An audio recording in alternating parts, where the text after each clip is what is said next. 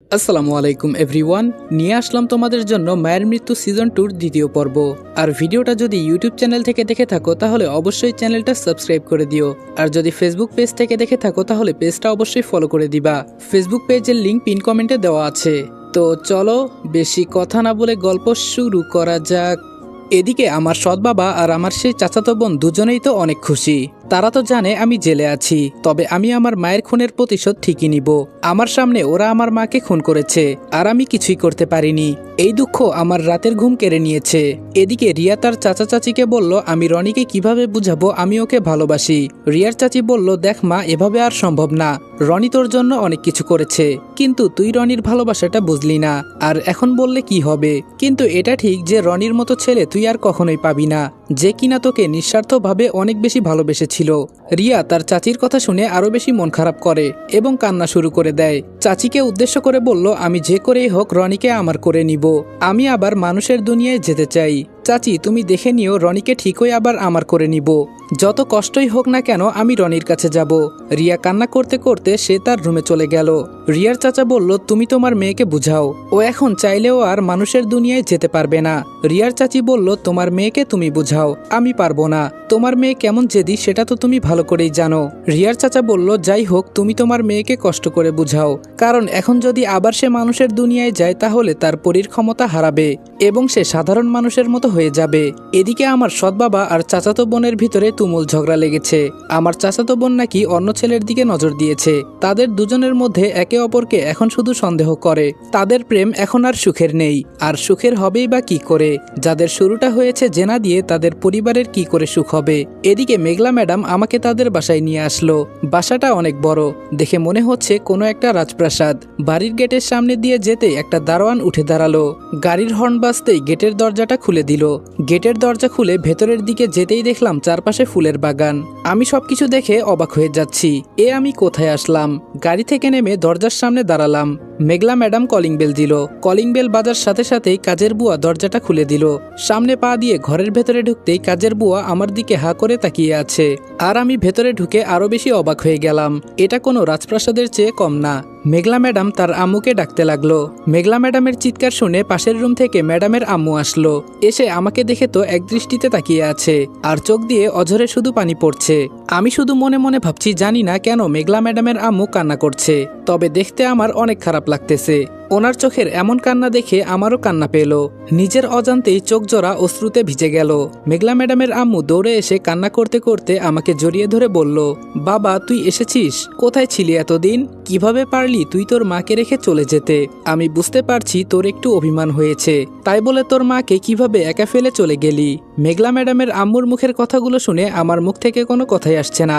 আমি কিভাবে বলবো যে আমি ওনার ছেলে না? আমি কিছু বলতে যাব এমন সময় মেঘলা ম্যাডাম বলল, আম্মু ওকে এখন একটু রেস্ট নিতে দাও। মেঘলা ম্যাডামের আম্মু বলল, হ্যাঁ হ্যাঁ তুই ওকে ওর রুমে নিয়ে যা, আর আমি খাওয়া দাওয়ার ব্যবস্থা করতেছি। আজকে আমার ছেলে এসেছে, ও যা যা পছন্দ করে আজকে সবকিছু রান্না করা হবে, কোনো কিছুর কমতি হবে না। বুয়ারা তোমরা সবাই এখনই কাজে লেগে পড়ো। আমাকে তো কোনো কিছু বলার সুযোগও দেয়নি, আর আমি কিছু বলতেও চাইনি, কারণ আমি চাই না মেঘলা ম্যাডামের আম্মু কষ্ট পাক। তবে দেখা যাবে সামনে কি হয়। তারপর মেঘলা ম্যাডাম আমাকে একটা রুমে নিয়ে আসলো। রুমের ভেতরে ঢুকতেই দেখলাম রুমটা অনেক গোছানো এবং সুন্দর। আমি একটা মধ্যবিত্ত ফ্যামিলির ছেলে, আর আপনারা তো জানেনই মধ্যবিত্তদের রুম কেমন হতে পারে। আমি যেখানে থাকতাম সেখানে কত কষ্ট করে থাকতাম আমার মাকে নিয়ে। ওই কথাগুলো আজকে আমার খুব মনে পড়তেছে। আর এই রুমটা অনেক বেশি সুন্দর। জানি না এই রেদোয়ানটা আবার কে, তবে তার ভাগ্য অনেক ভালো। রেদোয়ান ছেলেটা কোথায় চলে গেল আল্লাহই ভালো জানে। তবে আমি ওই ছেলেটাকেও খুঁজে দেওয়ার চেষ্টা করব, কারণ আমি জানি মায়ের কাছে সন্তান কেমন হতে পারে। মেঘলা ম্যাডামের ভাই তার জন্য কতটা কাছের সেটা আমি উপলব্ধি করতে পেরেছি। মেঘলা ম্যাডাম আমাকে বলল, তুই রুমটা যেমন চাস ঠিক এভাবেই সাজানো আছে, তুই ফ্রেশ হয়ে একটু রেস্ট নে, তারপর আমরা সবাই একসাথে খেতে বসবো। অনেকদিন আমরা সবাই একসাথে খাই না। তারপর মেঘলা ম্যাডাম নিচে চলে গেল। আমিও ফ্রেশ হয়ে একটু রেস্ট নিচ্ছি। বিছানাতে শোয়া মাত্রই মনে হচ্ছে নরম কিছুর মধ্যে যেন পড়ে আছি। এর আগে কখনো এত নরম বেডে আমি শুই নাই। শোয়া মাত্রই আমার ঘুম চলে আসলো। মেঘলা ম্যাডাম নিচে আসলো। তাকে দেখে ওনার আম্মু বলল, মা তুই আমার রেদোয়ানকে কোথায় পেলি? কই আমাকে তো কিছুই বললি না। মেঘলা ম্যাডাম বলল, তোমার জন্য সারপ্রাইজ ছিল মা। মেঘলা ম্যাডামের আম্মু বলল, ওকে কোথায় পেলি? মেঘলা ম্যাডাম বলল, সে অনেক কাহিনী, জাস্ট এতটুকুই শোনো, রেদোয়ান এতদিন জেলে ছিল। কথাটা শুনে মেঘলা ম্যাডামের আম্মু বলল, আমার ছেলে জেলে ছিল। আমার ছেলের কি দোষ করেছে? মেঘলা ম্যাডাম বলল, সেটা তোমাকে পরে না হয় বলবো। ও একটা মিথ্যে মামলার আসামি হয়েছিল, তবে অনেক কিছুই আমাকে ভাবাচ্ছে। আমি সবকিছু ভেবে চিন্তে দেখি, পরে এই বিষয়ে তোমার সাথে কথা বলবো। আমি এখন যাই। তারপর মেঘলা ম্যাডাম তার রুমে চলে গেল। রুমে গিয়ে এই ফাইলটা নিয়ে উনি কি যেন ঘাটাঘাটি করছে, আর মনে মনে বলছে যে করেই হোক এর আসল সত্যটা বের করেই ছাড়বো। কিছুক্ষণ পরে রনি ঘুম থেকে উঠল। তারপর দরজা খুলবে এমন সময় নিচে থেকে ডাক দিল, রেদোয়ান কই তুই বাবা? খেতে আয় তাড়াতাড়ি। আমি সিঁড়ি দিয়ে নামছি, দেখি সবাই বসে আছে। একটা কথা মাথায় ঢুকছে না, মেঘলা ম্যাডামের বাবা কোথায়? উনাকে তো দেখতে পেলাম না। মেঘলা ম্যাডাম বলল, রেদোয়ান ভাই আমার, জলদি আয়, তোর জন্য আমরা সবাই বসে আছি। তারপর নিচে গিয়ে সবার সাথে বসলাম, কিন্তু আমি মেঘলা ম্যাডামের আম্মুকে আন্টি ডাকবো নাকি আম্মু ডাকবো সেটাই বুঝে উঠতে পারছি না। কারণ আমি যদি আম্মু ডাকি তাহলে আমি জানি উনি অনেক খুশি হবে, কারণ উনি তো আর জানে না আমি ওনার ছেলে রেদোয়ান না, আমি হচ্ছি রনি। আবার আন্টিও ডাকছি না, কারণ আমি জানি ডাকলে এখানে অনেক কথা হবে আর উনিও কষ্ট পাবে। আমি চাই না উনি কষ্ট পাক। মা হারানোর ব্যথা আমি বুঝি। উনাকে আম্মু ডাকলে আমার তো কোনো ক্ষতি নেই। আর সব থেকে বড় কথা হলো মা তো মাই, মার সাথে কারো তুলনা হয় না। খাবারের টেবিলে বসার সাথে সাথে আমার সামনে একটা প্লেট দিল। প্লেটের মধ্যে কি নেই? মাছ, গরুর মাংস, শাকসবজি, চিংড়ি মাছ, এক কথায় সব রকমের রান্না করা হয়েছে আমার জন্য। আমি এত কিছু কি করে খাবো? কিন্তু এতগুলো খাবার এভাবে আমি কখনো দেখি নাই। আমার খুব লোভ হচ্ছে, ইচ্ছে করছে সবগুলো যেন এখনই খেয়ে ফেলি, কিন্তু আমি জানি এতগুলো খাবার কখনোই খাওয়া সম্ভব না। আমি বললাম, আম্মু তুমি বসো না, তুমিও খাও, সবাই একসাথেই খাবো। আমি হাত দিয়ে যখন ভাত খেতে যাব সাথে সাথে আমার হাতটা জ্বলে উঠলো। আমি হাত দিয়ে খেতে পারছি না। আম্মু বলল, তোর হাতে কি হয়েছে? আমি বললাম, কিছু না আম্মু, এমনি একটু ফসকা পড়েছিল। কারণ আমি যখন জেলে ছিলাম তখন ওইখানে কাজ করা লাগতো, যে কাজগুলো আমি কখনো আগে করিনি। ওইগুলো করতে গেলে আমার অনেক কষ্ট হতো। কথাগুলো মনে মনে ফিসফিস করে বলছি। এর মধ্যে মেঘলা ম্যাডাম বলল, এই ভাই তুই আমাকে আগে বলবি না? তাহলে তোকে আমি ডাক্তার দেখিয়ে নিয়ে আসতাম। আমি একটু পরে ডাক্তারকে কল করে দিব, উনি এসে তোকে দেখবে। আমি বললাম, আরে না ম্যাডাম, লাগবে না। মেঘলা ম্যাডামকে আমি যখন ওই ম্যাডাম বললাম, আম্মু বলল, কিরে তুই ওকে ম্যাডাম কেন বলতেছিস? আমি এবার একটু চমকে উঠলাম আর বললাম, ভুলে মুখ দিয়ে চলে এসেছে। তারপর আমি আবার বলে উঠলাম, আপু লাগবে না, এই সামান্য ফসকার জন্য কি ডাক্তার লাগে? তাও আবার বাড়িতে আসবে, কতগুলো টাকা চলে যাবে। মেঘলা ম্যাডাম বলল, কি বলছিস এসব? আমাদের যত সম্পত্তি আছে সবই তো তোর, টাকার জন্য কি তোর চিন্তা করা লাগে? বাবা তো দেশের বাহিরে আছে, তোকে পাওয়া গেছে এই কথা শুনতে পেরে অনেক খুশি হয়েছে, আর বলেছে আগামী সপ্তাহে ফ্লাইট কেটে তোকে দেখতে আসবে। এবার আমি বুঝতে পারলাম রিয়া ম্যাডামের আব্বু দেশে থাকে না। এদিকে আমি তো খেতে পারছি না। এটা দেখে রিয়া ম্যাডামের আম্মু বলল, এদিকে আয় বাবা, আমি তোকে খাইয়ে দেই। মনে মনে ভাবছি মায়ের হাতে কতদিন খাই না। যখন ওই আমার মুখের সামনে একটা লোকমা তুলে দিল, আমার চোখ দিয়ে সাথে সাথে পানি পড়তে শুরু করেছে। মায়ের হাতে কতদিন হলো খাই না। আজকে সত্যি আমি অনেক খুশি। আমি খুব তৃপ্তি নিয়ে খাবারগুলো খাচ্ছি। সত্যি বলতে মায়ের হাতে খেতে অনেক বেশি স্বাদ লাগে। ভালো খাবার দাবারের প্রয়োজন হয় না। যদি ডাল ভাতও হয় আর সেটা যদি খাওয়ানো হয় মায়ের হাতে, তাহলে সেটা হচ্ছে পৃথিবীর সর্বোচ্চ স্বাদওয়ালা খাবার। কথাগুলো শুধু মনে মনে ভাবছি আর মায়ের কথা চিন্তা করতে করতে চোখ দিয়ে পানি পড়তেছে। তখন আম্মু বলল, কিরে বাবা তুই কান্না করছিস কেন? আমি বললাম, ও কিছু না আম্মু, এমনি। সবগুলো খাবার শেষ করে আম্মু আমার মুখে হাত দিয়ে মুছে দিল আর বলল, দেখ বাবা, আর কখনো এভাবে যাবি না। যতই রাগ অভিমান হোক না কেন আমাদের ছেড়ে আর কখনোই তুই যাস না, কেননা তোর মা কিন্তু অনেক কান্না করেছিল, আমি অনেক অপেক্ষা করেছি। আমি তখন বললাম, ঠিক আছে আম্মু, আর কখনোই যাব না। মেঘলা ম্যাডাম বলল, ভাই তুই রুমে যা, আমি ডক্টরকে কল দিচ্ছি। আমি আর কিছুই বললাম না। মেঘলা ম্যাডামকে বললাম, ঠিক আছে আপু, আমি রুমে যাচ্ছি। রুমে এসে আমি ভাবতে থাকলাম, আমি এখন কি করব? আমাকে তো সত্যি ওনারা রেদোয়ান মনে করতেছে। এখানে আমার এখন কি করা উচিত? এদিকে আমার মায়ের মৃত্যুর প্রতিশোধ আমাকে যে করেই হোক নিতে হবে, তা না হলে আমার রুহ কখনো শান্তি পাবে না। অন্যদিকে এই রেদোয়ানকেও খোঁজা লাগবে, কোথায় আছে আর কেনই বা চলে গিয়েছে। কিন্তু আমি তার বিষয়ে কিছুই জানি না। তবে আস্তে আস্তে যে করেই হোক আমাকে সবকিছু বের করতে হবে। আর সর্বশেষ আমাকে অনেক বড় হতে হবে। যেদিন আমি নিজের পায়ে নিজে দাঁড়াতে পারবো সেদিন আমি ওদেরকে দেখিয়ে দেব আমার মাকে খুন করার প্রতিশোধ কি করে নিতে হয়। কথাগুলো ভাবতে ভাবতে আমি শুয়ে পড়লাম। একটু পরে একজন ডাক্তার এলো, সাথে মেঘলা ম্যাডাম। আমি বললাম, আরে আপু কি দরকার ছিল? তোমাকে তখন না মানা করেছিলাম আমি?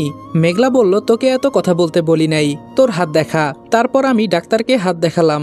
হাতের মধ্যে অনেকগুলো ফোসকা ফুটে গেছে। এগুলো দেখে তো মেঘলা ম্যাডামের চোখ দিয়ে পানি পড়তেছে আর বলতেছে, কিরে ভাই, তুই আমাকে আগে বলবি না? তোর হাতের দিকে তো আমি তাকাতেই পারছি না। তোর অনেক কষ্ট হয়েছে তাই না ভাই? আমি বললাম, আরে আপু তেমন কিছু না, এটা তো সামান্য, এর থেকেও বড় কষ্ট আমি সহ্য করে এসেছি, এটা তো কিছুই না। মেঘলা বলল, তোকে আমি কখনো কষ্ট পেতে দেই নাই, আর তুই কি না এত কষ্ট করলি? তখন আমি মনে মনে ভাবছি আমার কষ্টের কথা ওনাদেরকে বললেও ওনারা বিশ্বাস করবে না, ওনারা বুঝবেও না, তাই কষ্টের কথা না বলাই ভালো। তারপর ডাক্তার আমার হাত দেখে কিছু মেডিসিন লিখে দিল আর বলল এগুলো ঠিকমতো নিয়ম অনুযায়ী খেয়ে নিতে। তখন মেঘলা আপু বলে উঠল, আফসানা এদিকে আয়। আমি ভাবতেছি এই আফসানাটা আবার কে? আজকে সারাদিনই তো আমি এই বাসায় আছি, কই এই নামটা তো শুনি নাই, খাবার সময়ও তো তাকে দেখিনি। তখন দেখতে পেলাম একটি মেয়ে আমার রুমের দিকে আসছে। মেয়েটি বোরকা পরে আছে, দেখে মনে হচ্ছে কোনো একটা পরী হেঁটে আসছে। লাজুক পায়ে হেঁটে হেঁটে রুমে আসলো। তখন মেঘলা বলল, আফসানা তোর হবু স্বামীর সেবা করতে হবে, এখন থেকে তুই আমার ভাইকে দেখে রাখ, আমি আর পারবো না। মেঘলা ম্যাডামের মুখে এমন কথা শুনে আমি তো আরো অবাক হয়ে গেলাম, কি হচ্ছেটা কি আমার সাথে? আমার তো কিছুই মাথায় ঢুকছে না। আফসানা বলল, ছি আপু, তুমি এসব কি বলছো? আমি এখন এসব পারবো না, যা করার সব করব বিয়ের পরে।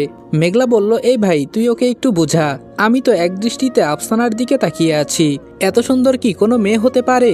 তার চোখ দুটো হরিণীর মতো টানা টানা, তার ওই চোখ দেখে তো আমি মায়ায় পড়ে গেছি। কিন্তু না, মায়ায় পড়া যাবে না, আমাকে অনেক কিছু করা লাগবে, আমার উপর অনেক দায়িত্ব আছে। আমি মেঘলা ম্যাডামকে বললাম, আপু আমি ওকে বোঝাতে পারবো না। আফসানা বলল, ঠিক বলেছেন ভাইয়া, এই জন্য তোমাকে আমার অনেক ভালো লাগে। আপু তুমি যে বারবার আমাকে বলো উনি আমার হবু স্বামী, তোমাকে কি আম্মু বলেছে? মেঘলা বলল, খালামণি তো বলেছে তোকে রেদোয়ানের সাথে বিয়ে দিবে, আর রেদোয়ানও তোকে অনেক পছন্দ করে। এই কথাটা শুনে তো আমি আরো অবাক হয়ে গেলাম, রেদোয়ান করেছেটা কি? ও কোথায় চলে গিয়েছে আল্লাহ ভালো জানে, আর এখানে আমাকে ফাঁসিয়ে দিয়ে গেছে। আমি নাকি এই মেয়েকে পছন্দ করি, এখন আমি কি যে করব কিছুই বুঝতে পারছি না। তখন ওই মেঘলা ম্যাডাম বলে উঠল, তুই কিছু বলতেছিস না কেন? তুই যে ওকে পছন্দ করিস, ভালোবাসিস, এটা এখন বল। আমি বললাম, আরে আপু বাদ দাও না এসব। আফসানা বলল, আচ্ছা আমি ওষুধ খাইয়ে দিতে পারবো, যতটুকু সেবা করা লাগবে ততটুকু আমি করব। মেঘলা বলল, এখন কিভাবে রাজি হলি? তুই তো কোনো পরপুরুষের সামনে যাস না, তুই তো পর্দা করিস। আফসানা মনে মনে ভাবছে, রেদওয়ান ভাইয়া যে পরিমাণে রাগী, আমি যদি এখন না করি আমার অবস্থা শেষ। মেঘলা বলল, আচ্ছা ঠিক আছে, যেহেতু দায়িত্ব নিয়েছিস তাহলে এটা তুই পালন করবি। এদিকে ডাক্তার সাহেব চলে গেল, সাথে সাথে একটা কাজের লোকও পাঠিয়ে দিয়েছে ওষুধগুলো নিয়ে আসার জন্য। তারপর যে যার রুমে চলে গেল। এদিকে রাত 10টায় হঠাৎ করে আমার রুমের দরজাটা কে জানি নক করলো। রেদওয়ান ভাইয়া বলে খুব মিষ্টি একটা কণ্ঠে একটা মেয়ে আমাকে ডাকছে। কণ্ঠটা শুনে অনেক মায়াবী মনে হচ্ছে, মনে মনে ভাবছি এটা হয়তো আফসানা। তখন আমি বললাম, বাহিরে কে? ওপাশ থেকে বলল, আমি আফসানা, আপনার জন্য খাবার নিয়ে এসেছি, ঔষধ খেতে হবে আপনাকে, আপনি খাওয়ার জন্য নিচে আসলেন না কেন? আমি বললাম, আমার ক্ষুধা নেই, আপনি যান শুয়ে পড়েন। আফসানা বলল, না সেটা করা যাবে না, আমার দায়িত্ব আমি পূরণ করতে হবে, তা না হলে আমার কাছে একদমই ভালো লাগে না, আর দায়িত্ব নিলে দায়িত্বটা সম্পূর্ণ করা লাগে। মেয়েটার এমন মিষ্টি মিষ্টি কথা শুনে আমি তো আরো পাগল হয়ে যাচ্ছি, মনের মধ্যে তো বসন্তের ফুল ফুটছে। তখন আমি আর দেরি না করে দরজাটা খুলে দিলাম। খুলতেই ওর মুখটা দেখে আমি অনেক চমকে গেলাম। দুপুরে যখন আসলো তখন তো বোরকা পরা ছিল, তাই ভালো করে মুখটা খেয়াল করতে পারি নাই, কিন্তু এখন পুরো পোশাকে শালীনতা আছে, শুধু মুখটা দেখা যাচ্ছে। আফসানাকে দেখে কোনো পরীর থেকে কম মনে হচ্ছে না। তখনই আমার রিয়ার কথা মনে পড়ে গেল। রিয়া আমার সাথে কতই না খারাপ ব্যবহার করেছে, ওকে আমি নিঃস্বার্থভাবে ভালোবাসতাম, আর তার ফলস্বরূপ আমি কি বা পেলাম? অবহেলা, অত্যাচার আর অন্যের দোষের সাজা। হয়তো নিঃস্বার্থভাবে ভালোবাসার এটাই পরিণতি, এজন্য আমার সাথে এমনটা হয়েছে। আসসালামু আলাইকুম এভরিওয়ান, মায়ের মৃত্যু গল্পের সিজন 2 দ্বিতীয় পর্ব এখানেই শেষ করলাম। ভিডিওটা ভালো লাগলে উড়াধুরা লাইক, কমেন্ট এবং শেয়ার করে দিবা। আর ইউটিউব চ্যানেলে নতুন হলে সাবস্ক্রাইব করতে ভুলবে না। আর ভিডিওটা যদি ফেসবুক পেজ থেকে দেখে থাকো তাহলে পেজটা অবশ্যই ফলো করে দিবা। তো দেখা হচ্ছে নেক্সট ভিডিওতে, ততক্ষণ ভালো থাকবা, সুস্থ থাকবা, আল্লাহ হাফেজ।